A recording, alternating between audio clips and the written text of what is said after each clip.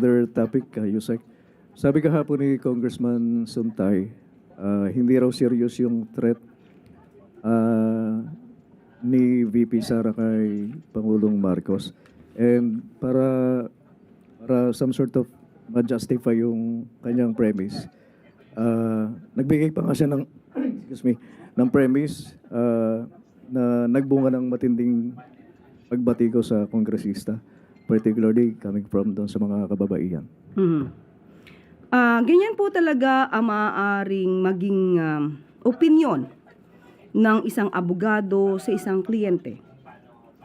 Dito po, total, ang pinag-usapan dito po ay ang buhay ng ating Pangulo, ni First Lady, at idagdag na rin po natin ang dating House Speaker, Martin Romualdez.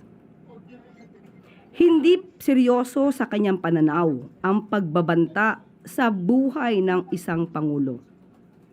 Alam po natin ang kaibahan ng grave threats sa murder, grave threats sa homicide, grave threats sa physical injuries.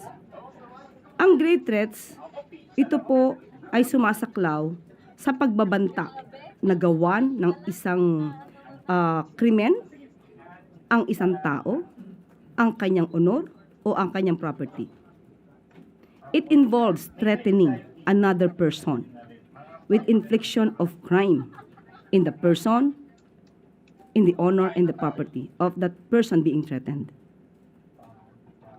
Seryoso po, kahit biro o hindi biro, ang pagbabanta sa buhay ng isang Pangulo.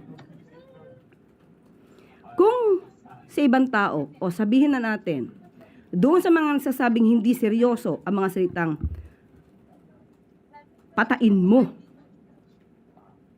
ang isang tao kapag, or I will kill you if, kahit ano pa ang kondisyon niyan, nandoon ang pagbabanta, nandoon ang pagkikreate ng fear and anxiety in the person being threatened. Nandoon ang intimidation. Kung sa pamilya kaya nila ito gawin, tumawag ang isang tao at sabihin, I am imagining myself killing you. Hindi ba sila mate-threaten? Nasasabi lamang nila ito dahil hindi sila ang na-threaten. At patungkol sa sinasabi na naging usapin patungkol sa kababaihan, unang-una po, ang pag-i-imagine o pagpapantasya sa isang babae. Kung ito'y nasa isip lamang, hindi natin masasabing ito'y krimen dahil hindi ito naisisiwalat. Nasa puso, nasa utak ng isang lalaki.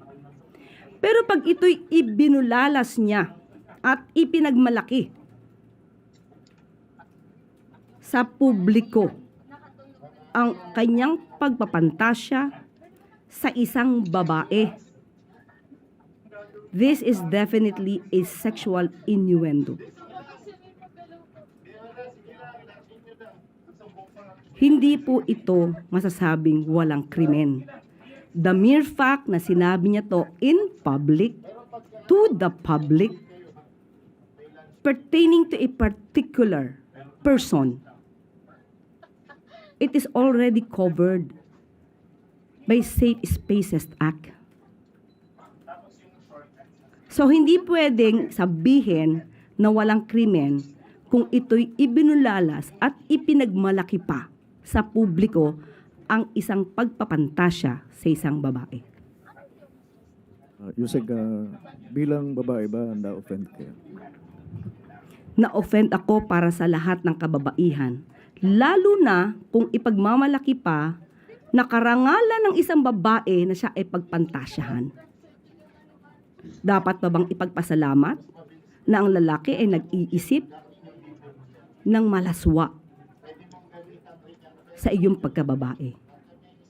Nagkataon lamang siguro na siya ay nakasuot ng isang suit nakaharap sa isang mic at may titulo bago sa kanyang pangalan.